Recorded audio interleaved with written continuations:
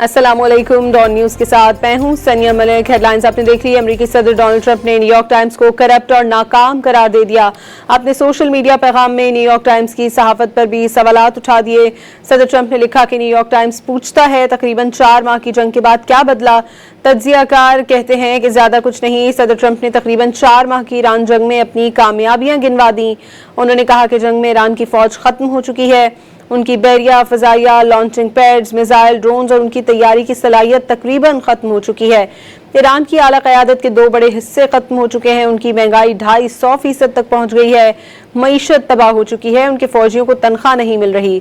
सदर ट्रंप ने यह भी लिखा कि आबना हरमस खुला है, तेल की तरसील जारी है, जबकि अमेरिका का स्टॉक मार्केट और रोजगार की सूरत हाल रिकॉर्ड बुलंद सतह पर है। तो ये है असल तब्दीली। अस्सलाम वालेकुम। डॉन न्यूज के साथ मैं हूं सनिया मलिक। हेडलाइंस आपने देख ली। अमेरिकी सदर डोनाल्ड ट्रंप ने न्यूयॉर्क टाइम्स को करप्ट और नाकाम करार दे दिया। अपने सोशल मीडिया पैगाम में न्यूयॉर्क टाइम्स की सहाफत पर भी सवालात उठा दिए। सदर ट्रंप ने लिखा कि न्यूयॉर्क टाइम्स पूछता है तकरीबन 4 माह की जंग के बाद क्या बदला। तज्जियाकार कहते हैं कि ज्यादा कुछ नहीं। सदर ट्रंप ने तकरीबन 4 माह की ईरान जंग में अपनी कामयाबियां गिनवा दी। उन्होंने कहा कि जंग में ईरान की फौज खत्म हो चुकी है। उनकी बैरिया, फजाइया, लॉन्चिंग पैड्स, मिसाइल, ड्रोन्स और उनकी तैयारी की सलाहियत तकरीबन खत्म हो चुकी है। ईरान की आला क़यादत के 2 बड़े हिस्से खत्म हो चुके हैं। उनकी महंगाई 250% तक पहुंच गई है। मईशत तबाह हो चुकी है। उनके फौजियों को तनख्वाह नहीं मिल रही।